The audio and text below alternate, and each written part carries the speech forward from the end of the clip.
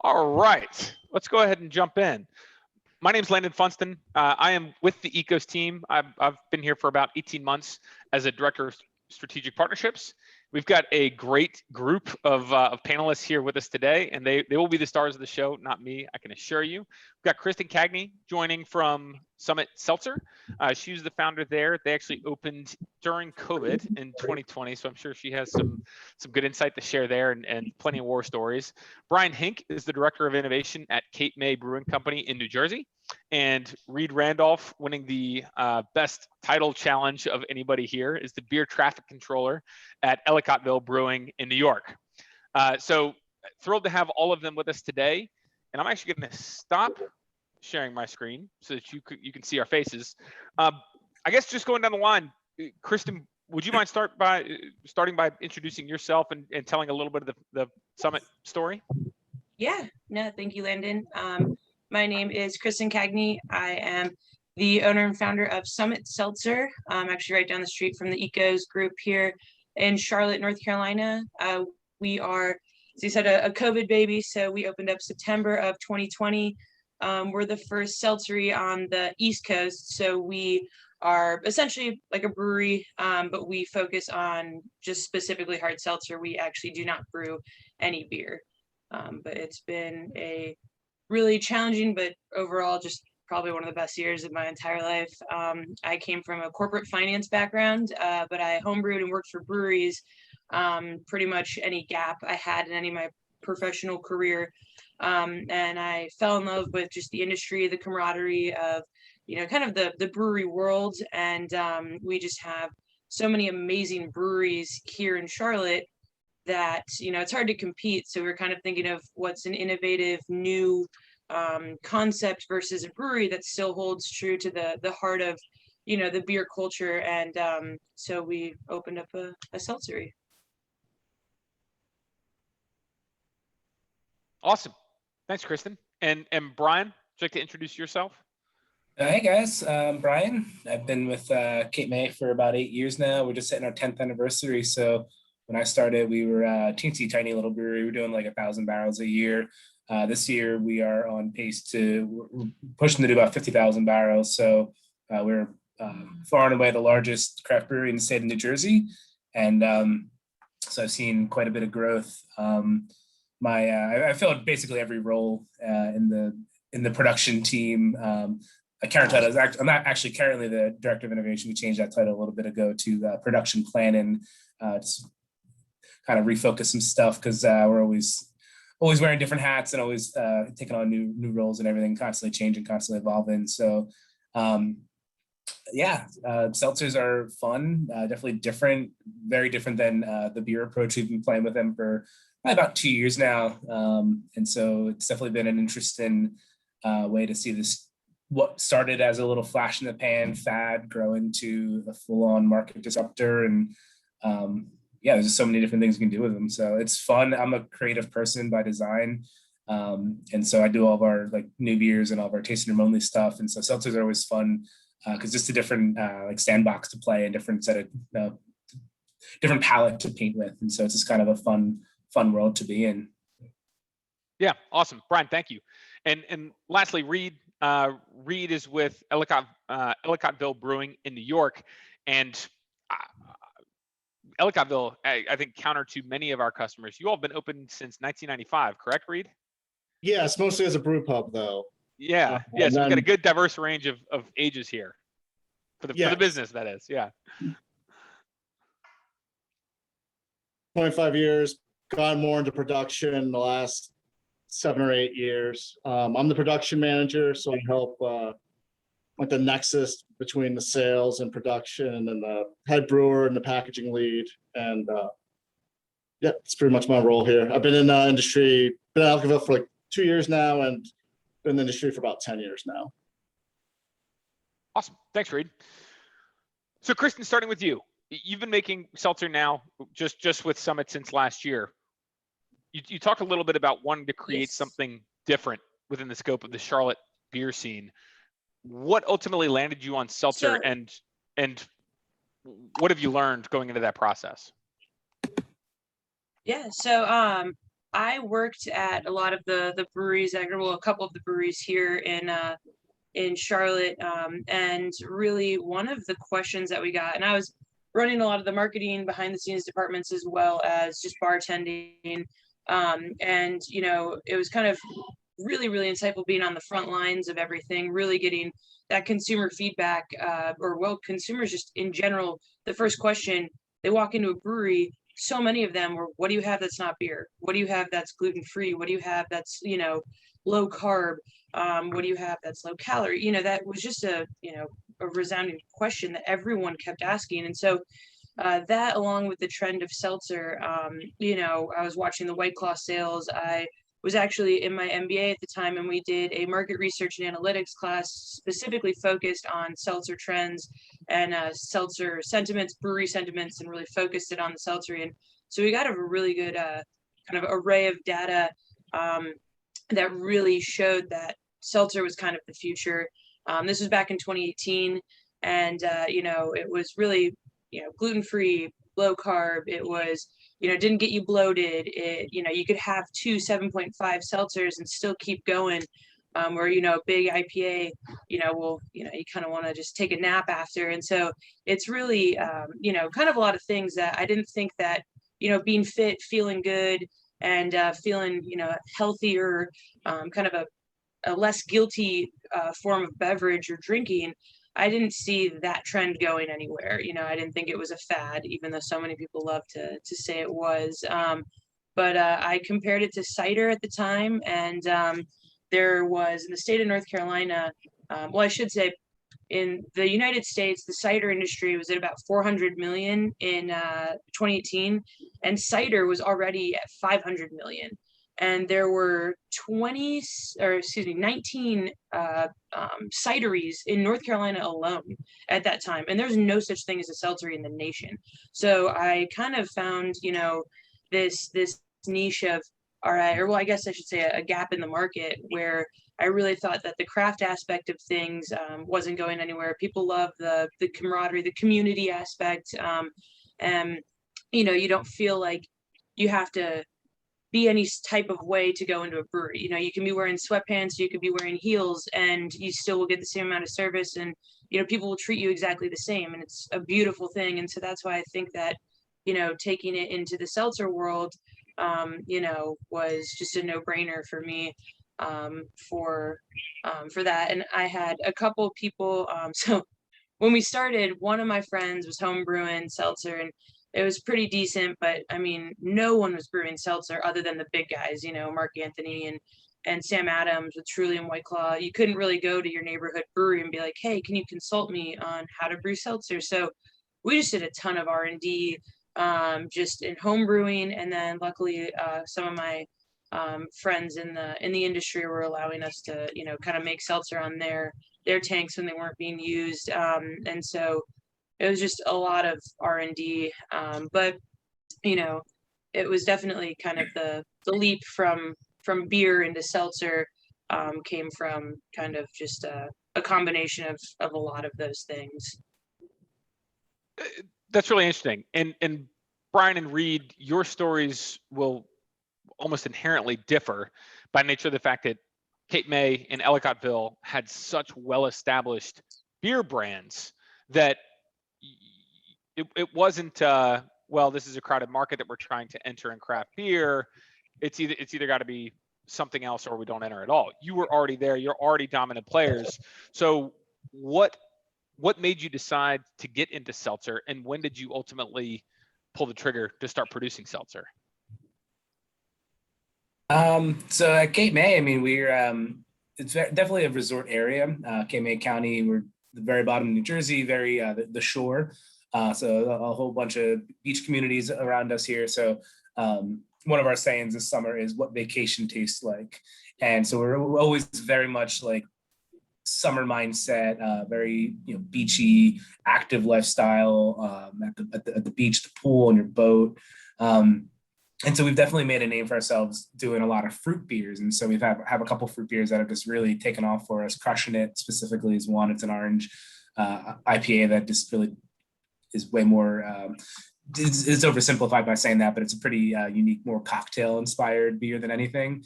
So we definitely made a name for ourselves with like very fruit forward and not necessarily like the beer geek beer, which, you know, I'm a beer geek. I wear that on my sleeve. I definitely love going into the hype brewery and trying all the cool stuff. But like, you know, we've definitely done a lot of other things, and you know, we have barrel aging programs. So we've dabbled. We do clean lagers. We really do everything.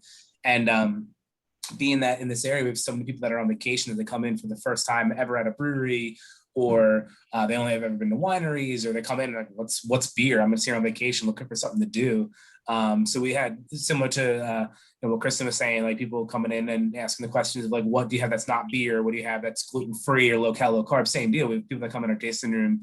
You know, we'll see thousands of people in a day sometimes come through our tasting room, and so we wanted to have an offering for those people that were looking for the more health conscious thing that was gluten free. And so when we started playing with seltzers about 2 years ago, we started it on draft, just doing some small batches just to see how we could handle the process to it. And if we could make a liquid that would be, well, obviously we couldn't make a White Claw or Truly. And then the sheer amount of money that those companies have invested to make the cleanest, most repeatable process, we, as starting up in that avenue, we can never come close to that. And so we wanted to make sure we could do something different and put our own spin on it. So one of the early things we decided to do out of the gate was use real fruit in the seltzers, as opposed to just throwing, you know, a flavor top note in on carbonated alcohol water. And so a lot of our seltzers, they have a very distinctive color. Our black cherry looks like a black cherry soda. It is red. The grapefruit has a really nice pink hue to it. And so our seltzers have color to them. So on draft, it actually really helped out because people would see that from across the bar in the tasting room, like, oh, cool, what's that? You know, it looks really clear and it's, you know, has a tinge of color and it's not one of our fruit beers. What is that? And so it really got people kind of talking and excited about it.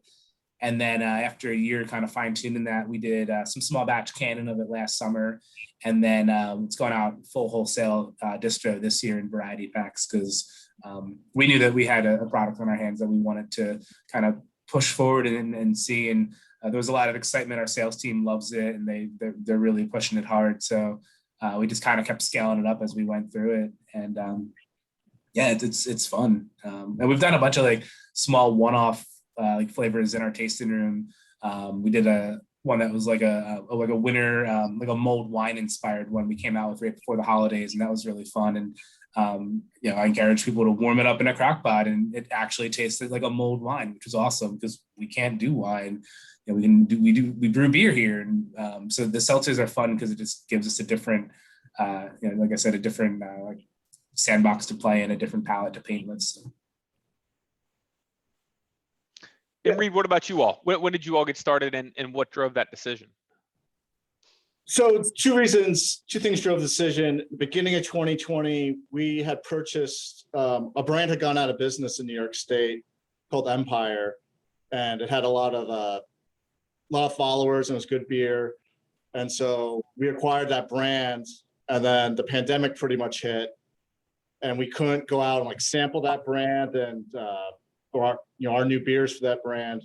And so the brand was fledgling. And then towards the summer, our distributors came to us and said, we can't get White Claw, we can't get Truly. Is there something you guys can do?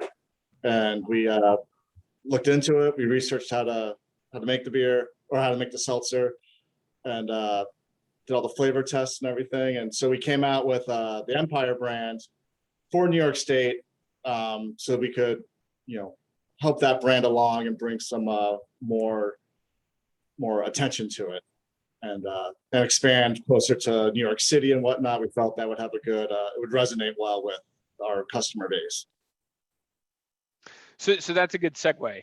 So to educate the audience a little bit, Reed in Ellicottville mentioned there, Ellicottville has its core, you know, Ellicottville brand beer. Empire exists as a separate seltzer brand and beer brand as well. Cape May, conversely, beer and seltzer exist under the same brand, and then Summit, of course, is a standalone seltzer brand.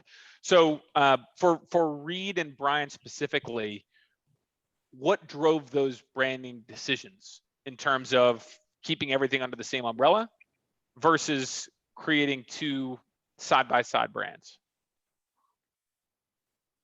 think just brand awareness for us. We think that there's a lot of crossover between the craft beer drinker and the seltzer drinker. So it wasn't really like we wanted to differentiate ourselves or protect one brand from the other brand. It was just trying to expand our footprint, and also, again, it was the pandemic, so we had a little bit of capacity as well that we could dedicate tank space to.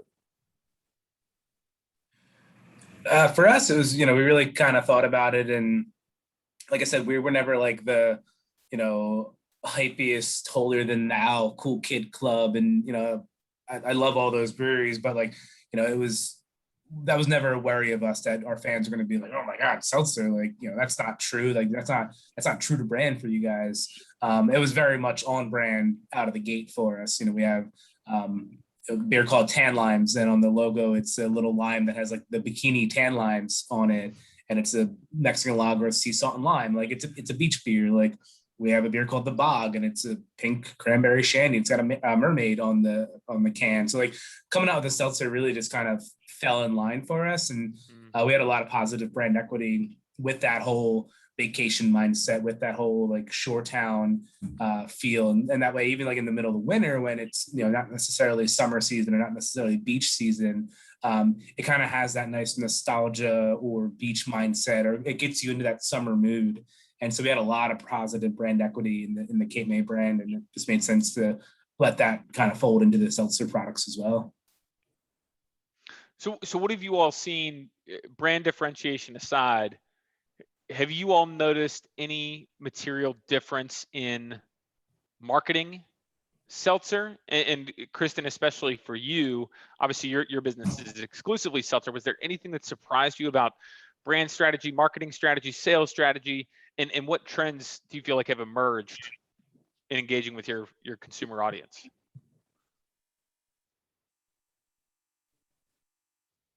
You're on mute, Kristen.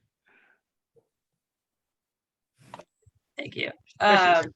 So for us, it's quite a bit different than breweries. I think every brewery has had its own approach too, because I know a lot of the ones here in Charlotte, they have, Catawba has Twist, Noda has Brizzo, so they almost have a completely, Bubs is Sycamore, they have a completely different line. They're going with an entirely different, line of beverage with their seltzers versus beer. And with marketing for the seltzery, it's quite a bit different because we've been trying to find where we kind of land since we're so new. We do, resonate with the current beer culture, at least in Charlotte, because a lot of the beer drinkers, they're not as they're definitely into the craft aspect, but it's almost like that 80-20 where 80 people they just want to go drink. And then that 20% that are like, all into the history and all about the craft and all into the, kind of the science and everything behind it. So finding that sweet spot with the seltzer has been interesting because we don't want to be, super basic, but we kind of make fun of ourselves. I mean, we have tank tops and stickers that say bitches love seltzer.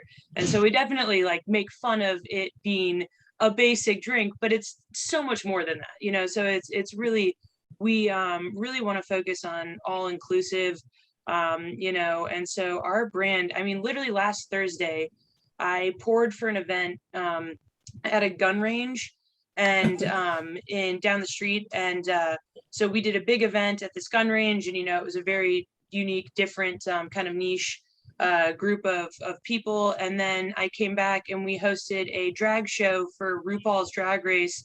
It was the season premiere. So we had a massive viewing party in the seltzery.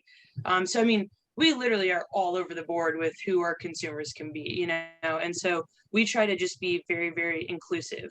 And so, if you like drinking, you like an active lifestyle, you like to have fun and be, feel a little less guilty about it. Those are the people that we're really, trying to attract. And so we have, Summit kind of comes from, I'm a very outdoorsy person. I love to ski. So actually our flight boards in our seltzery are little ski board, like they're little skis, the flight skis. And so we kind of pull from that with our Seltz and Wellness program. So we do workouts at the seltzery every Monday, Tuesday, Wednesday, Thursday.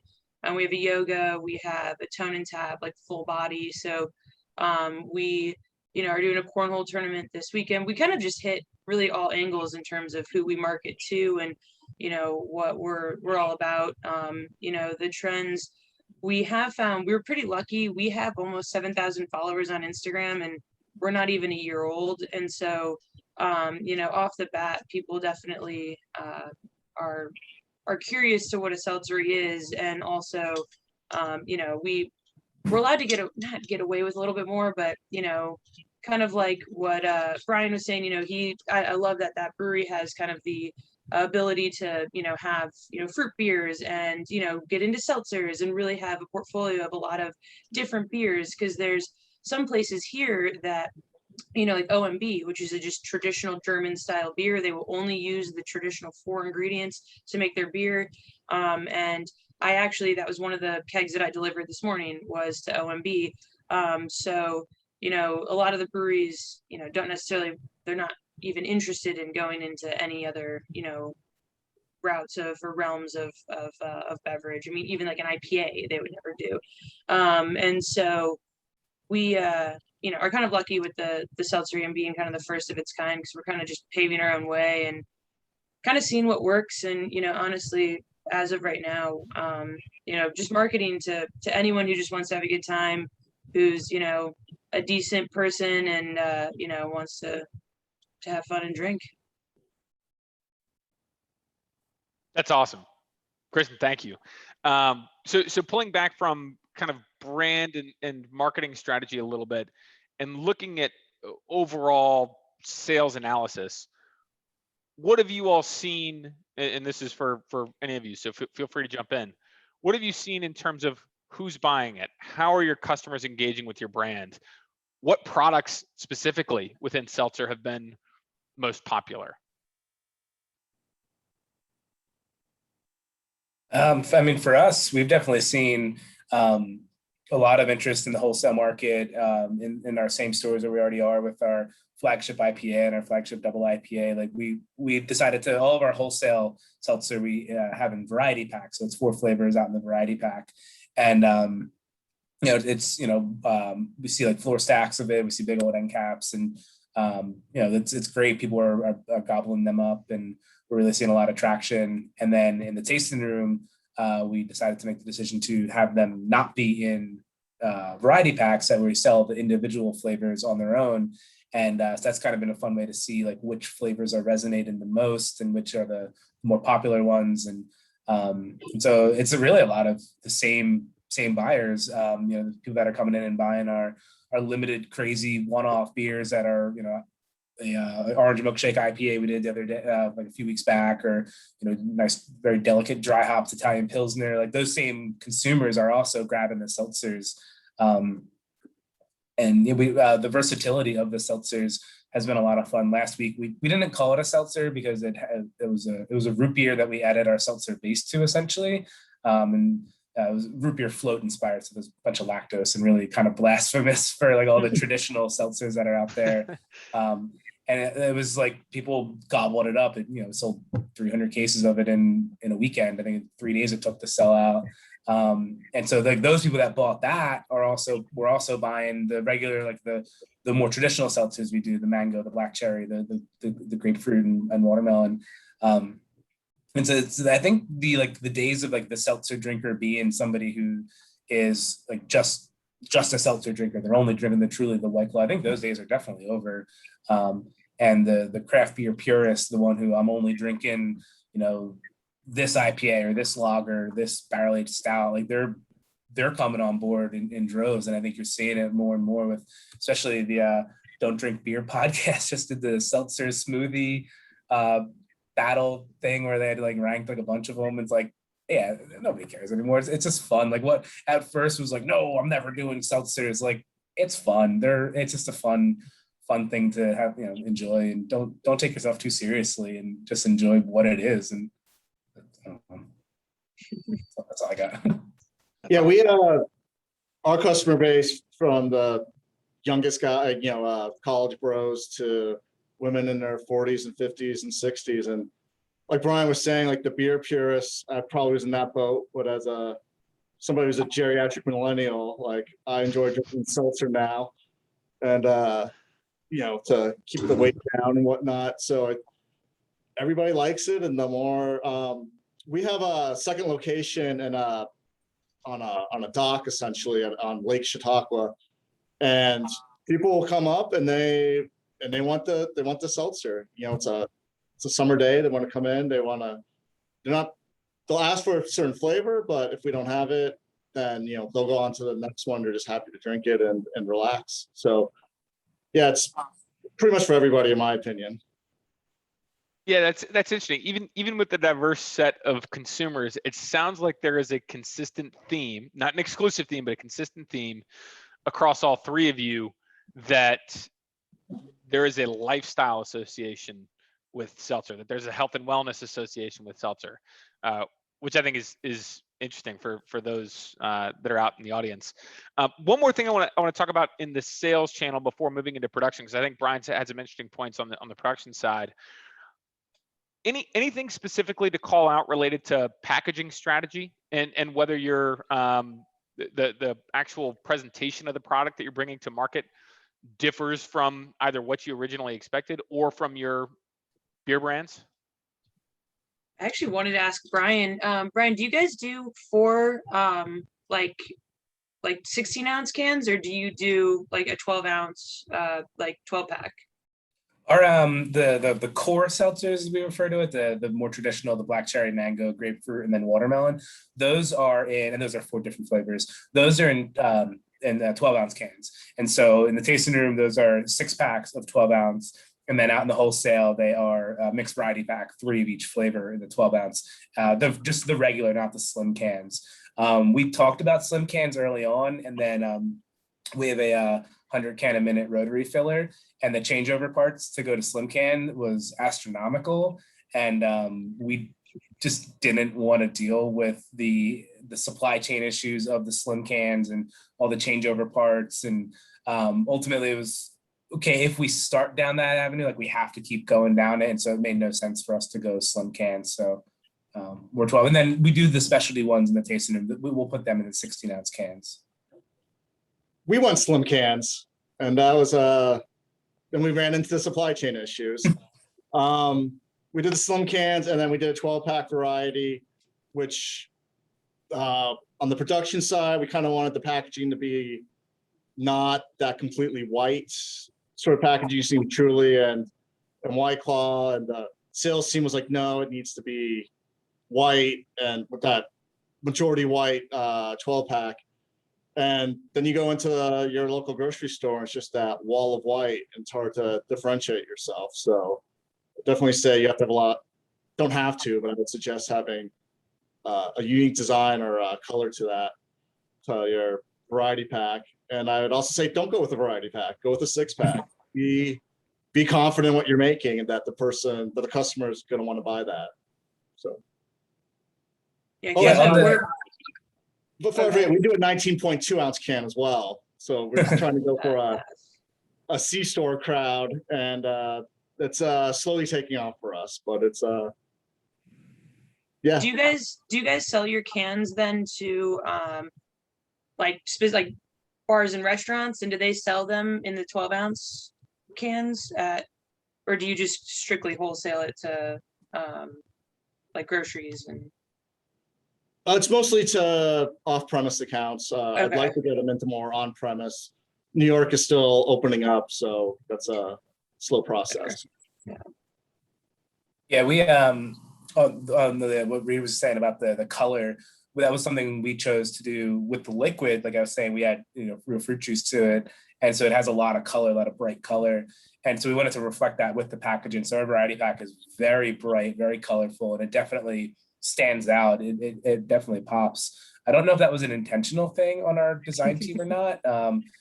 If it was, I give them all the credit for having the foresight to do it. If it wasn't, then that's a happy accident that I think any of us would take. But as Reed was saying, like you want to fit in, but if you fit in, you just get lost in the sea of all the other plain white, clean straight lines of the White Claw and Trulies of it. And then to answer Kristen, your thing, we we talked about sending out draft wholesale. At first, we didn't know how it would go, so we decided not to. We do it in the tasting room. We do draft, and it is moving. They're definitely really enjoying having it as a draft option.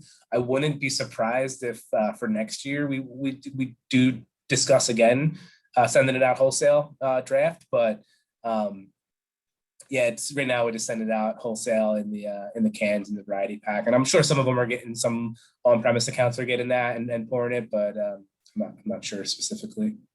Because that's what we're kind of at the cusp right now.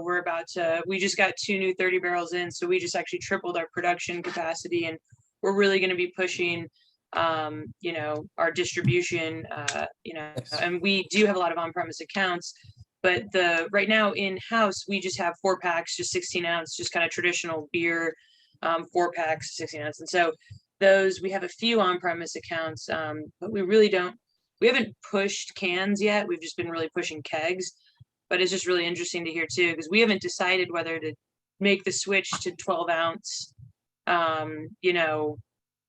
variety packs or 12 ounce, just traditional, like there's 1 SKU 6 packs. So we're kind of at the early stages. So it's really interesting to hear kind of what everyone has a different approach too. But I know it's difficult for us because it's like in the tap room right now, we can sell 4 packs for $15, but no one's going to pay for that, at a grocery store when they can get a 12 pack of, Truly or White Claw for $13.99. And so, yeah, it's challenging trying to figure out the right move, and kind of like what you guys are saying, it's like once you're set on it, you can't go back. So we want to make sure that if we make that switch, we're, once we actually really push it, we're being very consistent. And also the skinny versus the, traditional can, I don't know, because some of my friends actually like just the traditional can. It doesn't seem quite as girly, but I think we're trending away from that. But it's still interesting to see if, it'd be more beneficial or, behoove us to do it skinny versus just a traditional can. There's a lot of variables. Chris, what would you say is the biggest factor that's going to impact your decision to start to can with more frequency and to enter the wholesale market? So we're pushing to enter the wholesale market for sure, especially living in Charlotte. We have lakes everywhere. We have beaches. People want to take it up and go. And we sell a crazy amount of 4 packs out of the tap room alone. But really, so we're planning on, and we're actually going third-party distribution kind of off the jump. I've been handling everything on my own. But, before we build up that entire department, with the intention eventually probably just to dissolve it, we're kind of just starting. And since we are the only seltzer on the East Coast, we're trying to kind of strike while the iron's hot and getting it to as many places as we can, since we are able to differentiate ourselves by being a seltzer-y. But in terms of just wholesale, before we get into our kind of neighborhood grocery stores, are Harris Teeter and Publix, and they've been knocking on our door to get into their space, but we don't want to go in there completely blind and ruin that relationship, because they'll remember that and we won't be able to get back in. So we're trying to just kind of take our time, as difficult as that is. I've learned how to test it, because they're like, hey, we want this many cases, we want all this, and it's like, dang, we could make a killing if we just did it, but we're just not there yet, and we can't just pretend that we are. And so I think just time, and basically just making all those small decisions, like do we go 4 pack, 16 ounce, or do we do the 12? And I think we're leaning towards 12 ounce, and whether we do variety or not is a different story too, or skinny or regular, there's just so many. But I think consumers are just so used to the 12 pack, the 6, it's hard to actually justify paying $15 for, 4 seltzers, because they're just so used to not doing that. Where craft beer, it's already been a thing, because it wasn't around, until, 20, 30 years ago, on a grander scheme or scale. But yeah, so those are kind of just all the things we're determine, but it's just time and talking to people and figuring out what other, what works and what doesn't for our What's peers. the ABV on your 4-packs? So, I mean, we have the Toast of Charlotte's 7.5, and then the Pink Netic is 6.1. So they're higher ABV, and that's a Pink Guava Pear is the Pink Netic, and then the Toast of Charlotte is a Blueberry Raspberry Acai. And the great thing about them too is it's per 12 ounce. It's 104 calories, so it's right there, with a White Claw or a Truly, and we got them all, nutritionally valued, and so yeah, we do have a higher ABV for them, but I think if we wanted to mass produce, just 12 ounce, just doing like a 5.5%, or around a 5.5%, would probably be a little bit better.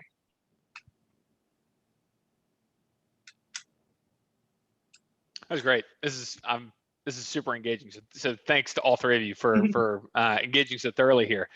I want to move into the production side a little bit. So what have you learned through the production process in making seltzer, and how different is it from making beer?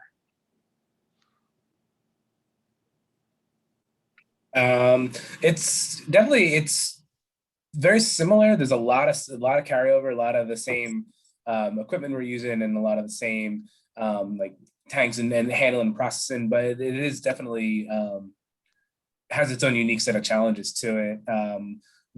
So there's, when you produce seltzer, you could go like the all-in ABV, so you target the volume to be like a finished product, or you can make a base, like a higher alcohol base that you then dilute down. And so those are like the main two like differentiating ways to do it.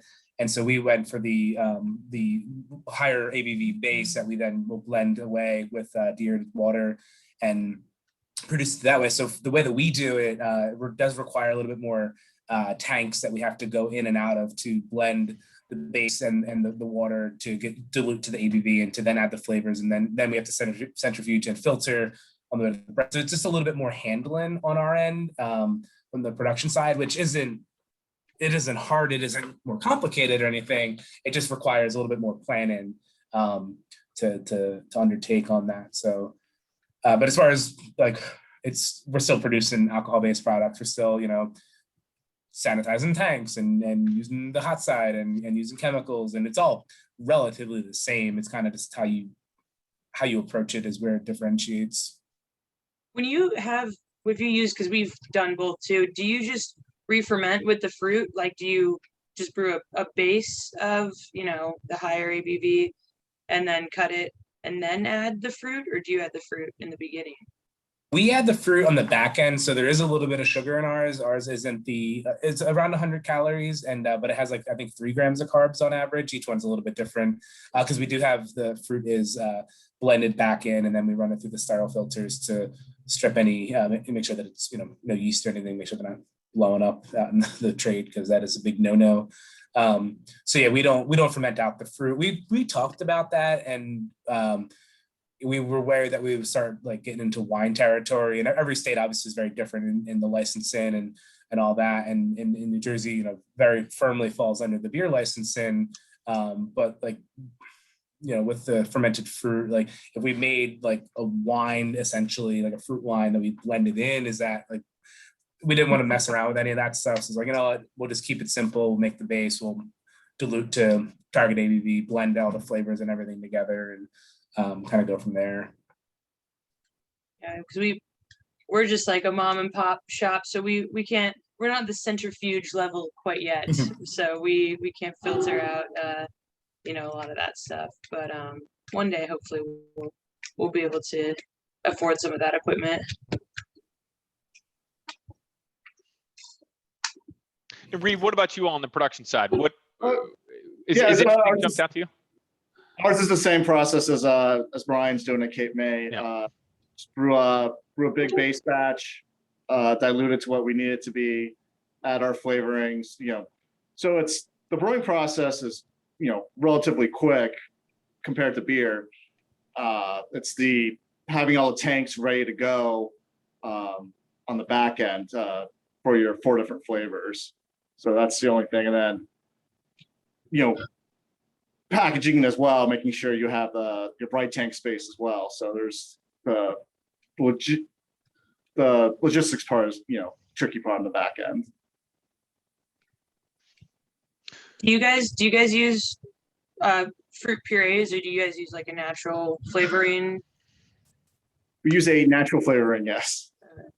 Because that's we've messed around with all of it, and so because we've brewed it with the fruit up front and fermented out the fruit, and that gave us the best, I guess, most clear, because we just have smaller filters, and the kind of the easiest way to, I guess just the most clear, the most, I guess, because some of that puree, some of it's just hard to hide behind some of that fruit flavorings, because, with beer, you have different grains, you have different things to hide behind, where some of the fruit flavorings and some, like we've been messing around with strawberry a lot, and strawberry is just really difficult and really expensive and almost gives like a chloroseptic smell and taste on some of it. And so, we've been exploring a lot of different things, and we actually have a little 1-barrel R&D. We have 2 1-barrel systems back there. That's just kind of like a uni 1-barrel, and we mess around a lot with different fruits and flavorings. And right now we're doing like a fruit punch that has like 5 different purees in it. And I know that that's definitely the more expensive route to go than just, kind of diluting it. But yeah, there's a lot of different ways to do it. But the fun part is you just start right in the fermenter. You don't have to boil or wort or mash. Like, you don't have to do any of that stuff. So it is a little bit easier and cleaner for a brewer. While we're on the production side, I've got a question from the audience. Has anyone tried to produce an all grain seltzer? We have not. No, Nope. I've never even heard of that. Yeah, I mean, at that point, if you're making it with grain, or if they were making a beer base or a malt base, if you're not adding any hops to it, really, you could definitely get it clean. But at that point, you're, making a really kind of flavorless beer wort and then adding flavors or anything to it. So no, it's not something that we've played around with. And one of the big selling points of this seltzer that we've seen, especially in the tasting room, is gluten intolerance or gluten sensitivity, and people wanting to get that gluten-free product. So awesome. And to everyone else in the audience, as we move into the Q&A portion here, I've got a couple more questions outstanding, but feel free to drop them into the Q&A function of your Zoom. Last question from me. So, and Kristen obviously is the expert here, having done an analysis or a case study on seltzer as part of her MBA. Seltzer sales grew 8x from 2018 to 2020. And we actually, Ekos customers, 28% of Ekos customers are now making seltzer, which is honestly, when I first saw that number, that shocked me.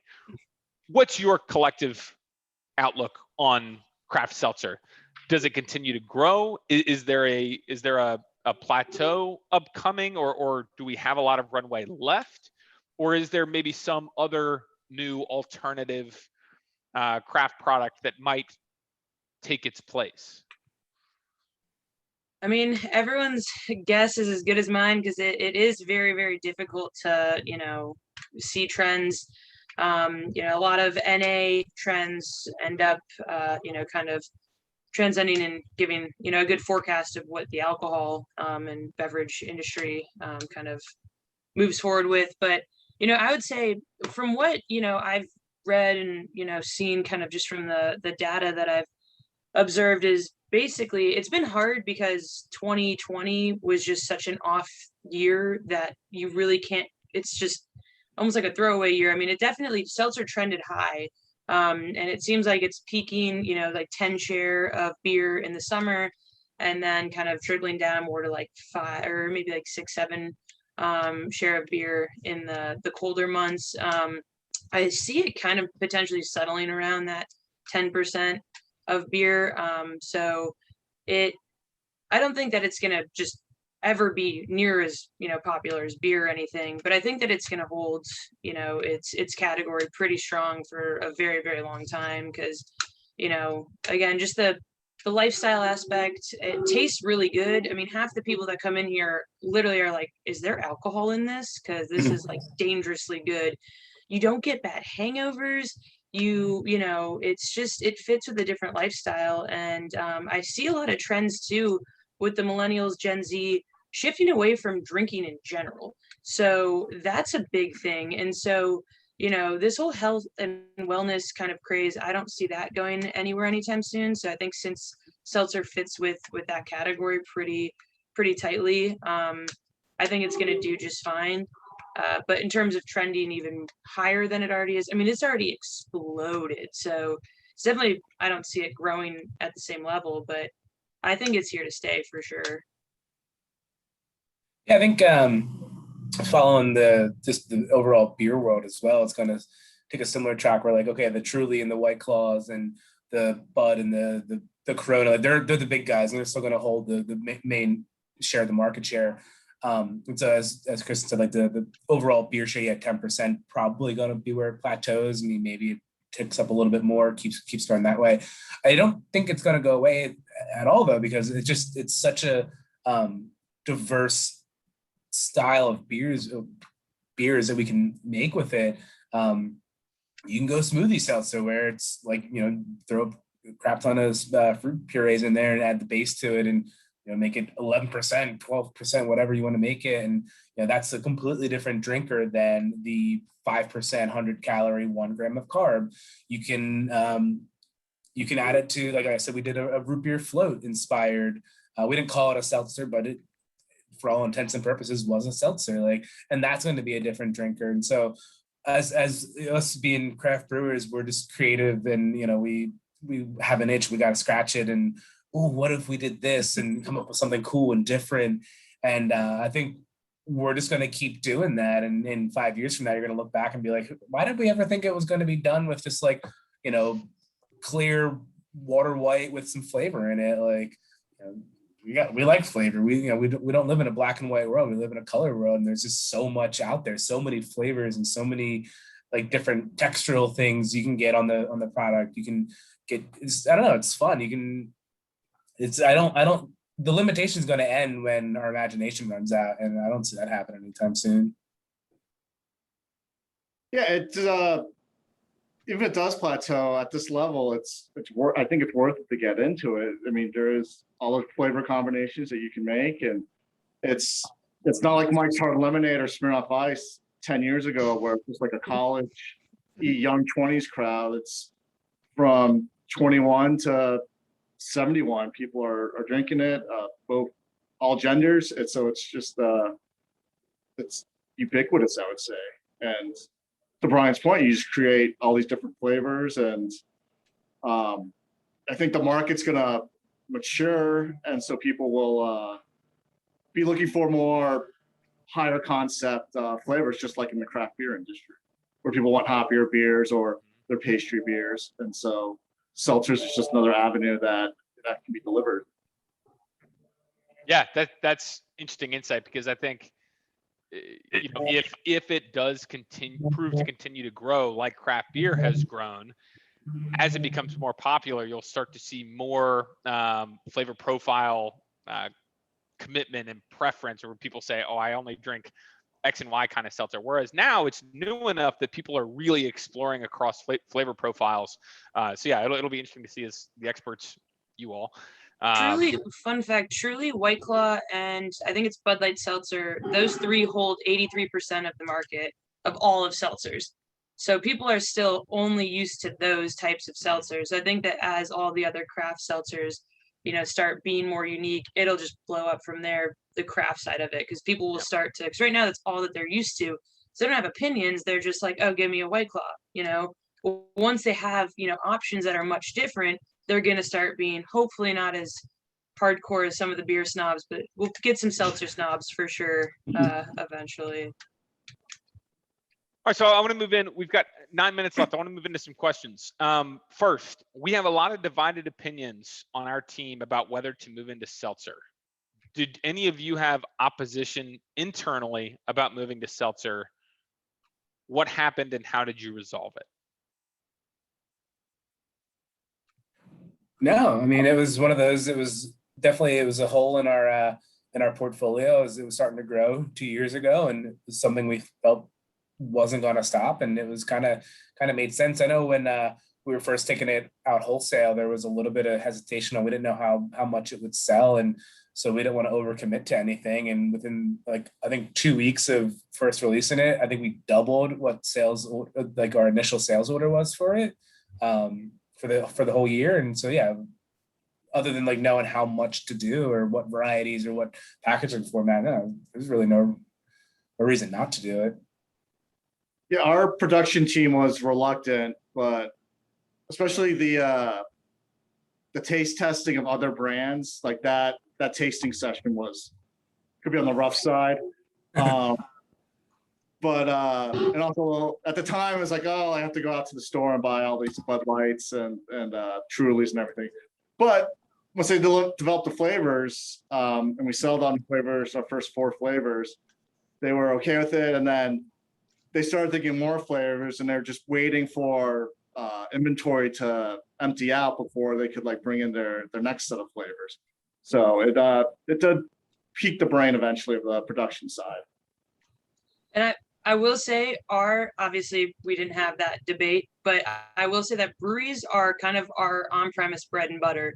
I've already delivered 13 breweries, or 13 kegs to breweries just this morning before this webinar. So it sells. Breweries move it. So if that's if the issue is being true to your brand and, your purist in the beer world, then that's one thing. But if your customers are open to it, I mean, it moves through breweries very, very quickly. So at least in the Charlotte market. All right. Next question. Have you had to change your production equipment? And we talked about this a little bit. Have you had to change your production equipment to accommodate demand? If so, what have you changed? On the larger scale, it sounds like we're probably doing some of the larger batches of this group, especially. One thing we still don't currently have and is an essential on the CapEx budget planning for next year, and hopefully we can find space for it, is a deaerated water and skid, because currently the way we're doing it now is we just hot water off the hot liquor tank and scrub it while hot and then get it down to an acceptable DO level. And then we crash cool and then we blend it away. That's a big benefit of doing a all in, making as Kristen was saying, like adding the fruits to begin in there, is fermentation naturally is going to absorb all the oxygens. That's a huge benefit of doing it that way. So that's one thing that I would love for us to change on the production, is getting a deaerated water and skid. But we really haven't had to. I mean, we did have to. We had a bag filter housing in line to our cannon line, and then we had to just add in a sterile filter housing, and that was something that we had to add. But other than that, didn't really have to change too much. We were able to just fold it in with our current equipment, so and we don't have any plans to upgrade or add anything at this time. Next question is more along the lines of flavor profile within production. Have you found it difficult to balance the sweetness, especially with purees? And part 2 of the question, do you find it easier to brew with purees or natural flavors? So I would say it's interesting because when you use fruits and purees on the front end and you ferment them out, it becomes a lot more dry and you really kind of lose quite a bit of the sweetness. We've messed around with like monk fruit powder. We're thinking about, we have actually in the test batch right now agave to add back some of the sweetness. The problems with that though, it does add a little bit more of the sugar and the calories. But it's really, if you use the purees up front, it pulls out a lot of the sweetness. And then natural flavors, surprisingly, I mean they're potent, and a lot of times, like lime, if you think of like a lime truly and that flavor of lime, when we use lime puree, it's a sour. I mean, it is not a lime, true. It's the natural flavor of lime. It's almost like a key lime, or I'm not sure exactly what. I mean, if you look on the SKUs of even just in the lime category of natural flavors, there's like 100. It's crazy. But but using the fruits, the real purees, it's probably more difficult because a lot of times you don't know what you're going to get, you know, and honestly, we've sourced some of our fruits from Oregon and, you know, blueberries, raspberries, and then we sourced the same fruits, but from aseptic, and it was a different color, a different taste. I mean, we couldn't launch it as the same product, even though it was the same ingredients, just simply because of the fruits. So it's a lot easier and more consistent, I'd say, to work with the natural flavorings. And a lot of times you can get a stronger flavor from natural flavorings, but it just depends on if you want to use, you know, fruits and be more on the, you know, puree side. But honestly, the extracts, a lot of the natural flavors, they come from, you know, the actual ingredients, you know, they're just are extracted from it. So that's just in our experience. Yeah, I'll echo a lot of that with the fruits. If it's left unfermented, it's obviously going to add sweetness. If you ferment it out, it's obviously going to eliminate a lot of sweetness. So the natural flavors are a nice way to have a consistent flavor, and the way that they create those flavor extracts or flavor top notes or flavors, however you want to refer to them as. I hope, as an aside, I really hope extract is no longer a dirty word. Like extract should not be a dirty word. Everyone, extract, it's not real. No, get out of here. It comes from something. Like, you know, a lot of them comes from you know, the natural oil that the lime peel has or the lemon peel has. Like, and they have to whatever. Anyway. So yeah, like these flavor extracts, these natural flavors. A lot of them are brilliant, man. They just give you so much flavor, and a little bit can go a long way. And the consistency that they offer is just phenomenal. So yeah, the flavors are definitely one of your best friends. Yeah, it's all extracts for us. We discussed using purees or juice, but we were just concerned about stripping out all that flavor and not knowing what the finished product was going to be. And then also just getting, like as Kristen was saying, just getting a consistent supply was also a concern. Or if we bought all the supplies and then the seltzer's kind of done it for us, now we're stuck with rum or whatever of the stuff of juice or puree, and then you're trying to figure out how to use it in a short window of time. So we went just extracts is the way we're going. Awesome. Well, we are at time. So Reed, Brian, Kristen, thank you so much.